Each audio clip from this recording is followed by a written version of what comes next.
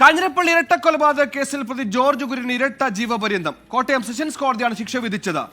മറ്റു വകുപ്പിൽ 8 വർഷവും 3 മാസം കഠിന തടവും വിധിച്ചിട്ടുണ്ട്. 20 ലക്ഷം രൂപ മരിച്ചവരുടെ കുടുംബത്തിന് നഷ്ടപരിഹാരം നൽകാനും കോടതി വിധിയുണ്ട്.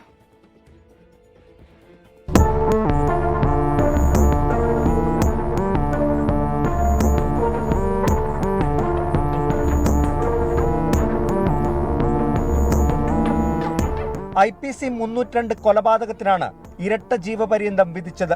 ഭവനവേതനത്തിന് 6 വർഷവും ആയുധം ഉപയോഗിച്ച് ഭീഷണിപ്പെടുത്തിയതിന് 2 വർഷവും ആംസ് ആക്ട് 30 പ്രകാരം 3 മാസവും ശിക്ഷ അനുഭവിക്കണം. ഇരകളുടെ കുടുംബങ്ങൾക്ക് 20 ലക്ഷം രൂപ നഷ്ടപരിഹാരം നൽകാനും കോടതി വിധിച്ചിട്ടുണ്ട്. ശിക്ഷകൾ വെവ്വേറെ അനുഭവിക്കണമെന്നും വിധിയിൽ പറയുന്നു. ബാലിസ്റ്റിക് എക്സ്പേർട്ടിൻ്റെ എവിഡൻസൊക്കെ ഇത്ര പ്രാധാന്യമുണ്ടെന്ന് തന്നെ നമ്മൾ അറിയുന്നത് അദ്ദേഹത്തെ വിസ്തരിക്കുമ്പോഴാണ്. കാരണം അവരുടെ എവിഡൻസ് ഫിംഗർ പ്രിൻ്റ് പോലെയുള്ള എവിഡൻസാണ്.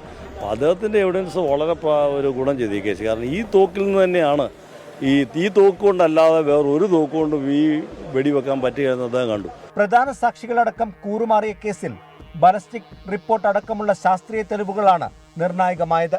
ഹൈദരാബാദിൽ കൊണ്ടുപോയി അത് പരിശോധന നടത്തി റിസൾട്ട് എടുക്കാനൊക്കെ ആ സമയത്തിനുള്ളിൽ തന്നെ നമുക്ക് ചെയ്യാൻ പറ്റിയെന്നുള്ളതാണ്. അത് നമ്മുടെ പോലീസിൻ്റെ ഒരു ടീം തന്നെയാണ്.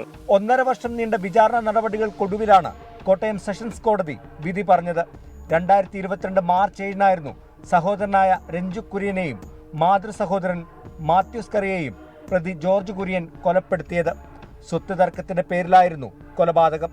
15 സെന്റിന്റെ പേരിൽ നടന്ന ഒരു തർക്കമാണ് രണ്ടുപേരുടെ കൊലപാതകത്തിലേക്ക് നയിച്ചത്. വധശിക്ഷ ലഭിക്കുമെന്ന് പ്രോസിക്യൂഷൻ കരുതിയിരുന്നെങ്കിലും അതുണ്ടായില്ല. എങ്കിലും നിലവിലെ വിധിയിൽ തൃപ്തരാണ് പ്രോസിക്യൂഷൻ. കോട്ടയത്ത് നിന്ന് അരുൺ നീണ്ടൂരിനൊപ്പം ടോബി ജോൺസൺ, 24.